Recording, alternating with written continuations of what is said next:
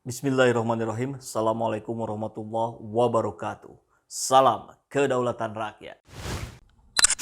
Sahabat semua, negeri ini rasanya kok semakin berantakan ya. Setelah kemarin kita mendengar ada upaya-upaya untuk memperpanjang jabatan presiden, bahkan dengan dalih menggunakan big data 110 juta yang mendukung penundaan pemilu. Now look at this.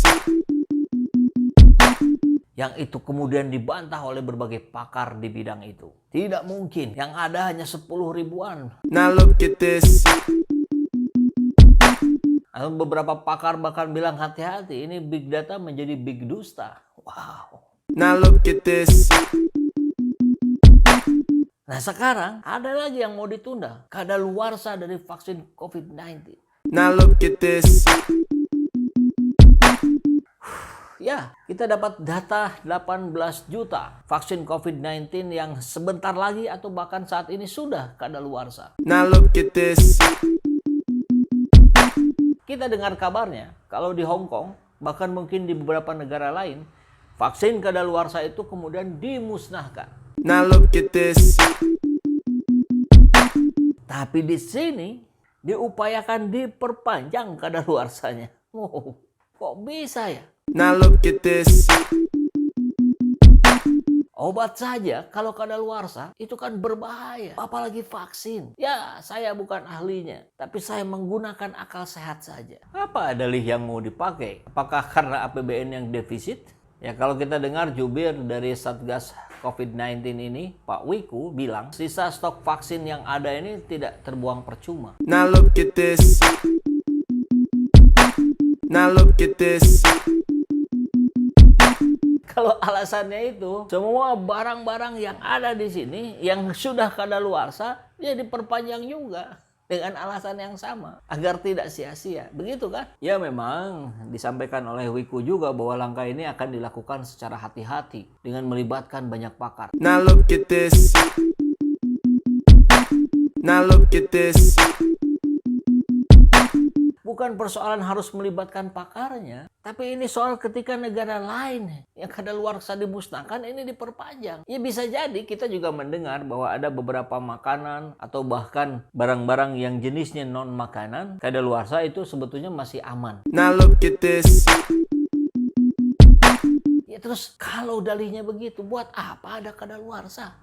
Kan ini jelas-jelas memunculkan kekhawatiran orang-orang yang belum divaksin. Bagaimana ini nanti dampaknya? Ada pengaruhnya atau tidak? Ya tentu logika sederhana juga mengatakan tentu ada. Now look at this.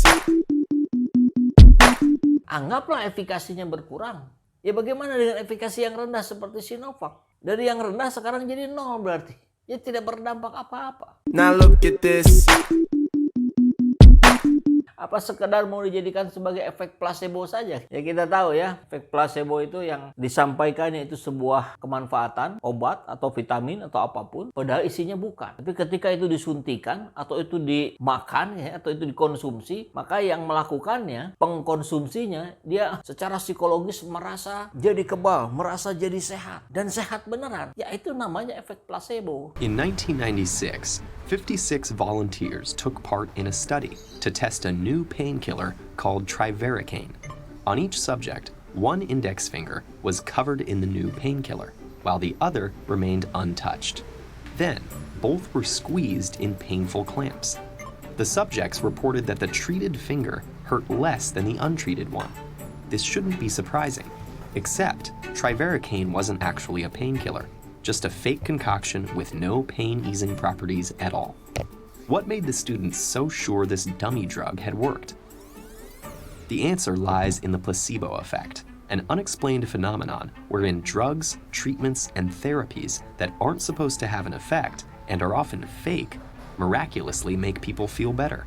Apakah itu yang akan dikejar oleh Satgas COVID-19 hari ini? Ini Pak Menkes harus bicara secara clean and clear. Kalau kenapa kemudian ini tidak terdistribusikan dengan baik sehingga kadaluarsa? Now look at this. Itu kesalahan pemerintah. Kenapa manajemennya bisa berantakan seperti ini? Kenapa itu tidak didahulukan yang kadaluarsanya lebih cepat? Ya, kalau ini ditanyakan ke para penguasa tentu jawabannya akan banyak. Tidak semua udah memberikan telapak tangan. Now look at this. Geografi di Indonesia itu berbeda-beda. Now look at this. Transportasinya juga rumit. Now look at this. Ya kalau mau berdalih sih apapun bisa dijadikan dalih. Tapi faktanya ini ada yang kadaluarsa, berarti ada kesalahan manajemen distribusi. Nah, soal perlindungan konsumen, saya kira di titik ini menjadi persoalan yang harus mendapatkan perhatian besar. Now look at this. Dan saya kira kita harus sepakat untuk menggunakan aturan yang sudah dibuat sebelumnya. Jangan gadaikan keselamatan rakyat. Berbahaya. Tanggungannya dunia dan akhirat. Now look at this. Kalau ini betul-betul jadi diperpanjang kadaluarsanya, maka para pihak produsen berbagai macam makanan, minuman, dan sebagainya tentu juga mulai berpikir untuk, ya sudah, saya juga perpanjang saja kadaluarsanya, toh masih aman.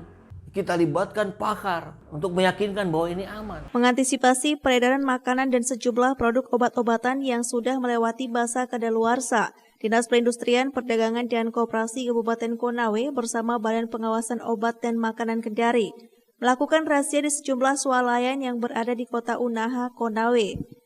Terungkap sejumlah toko masih memajang di rak dagangan sejumlah produk yang sudah melewati masa kadaluarsa. Tidak hanya itu, petugas gabungan juga menemukan sejumlah produk makanan yang tidak memiliki keterangan masa expire. Warga diimbau agar lebih teliti memeriksa keterangan dari masa berlaku penggunaan seluruh produk, baik makanan ataupun obat-obatan. Sudahlah, ikut saja aturan yang sebelumnya. Kadaluarsa ya sudah jangan dipakai. Ini termasuk presiden. Kalau memang dianggap sudah kadaluarsa ya jangan diperpanjang. Sudah saja segitu. Terus gimana kalau ada yang usul, boleh nggak dipercepat? Usul kan boleh-boleh saja ya. Ini kan alam demokrasi. Now look at this. Now look at this. Dan saya ingatkan, saya kira sekali lagi kepada pihak pemerintah, khususnya yang menangani vaksin COVID ini. Jangan jadikan tubuh rakyat Indonesia sebagai tempat sampah. Buanglah yang kadaluarsa itu pada tempat sampah yang semestinya, bukan pada tubuh manusia. Terima kasih sudah menonton video ini sampai akhir. Bila sahabat semua tertarik untuk menonton video-video seperti ini, sahabat bisa memberikan dukungannya kepada kami dengan membeli merchandise yang ada di bawah ini.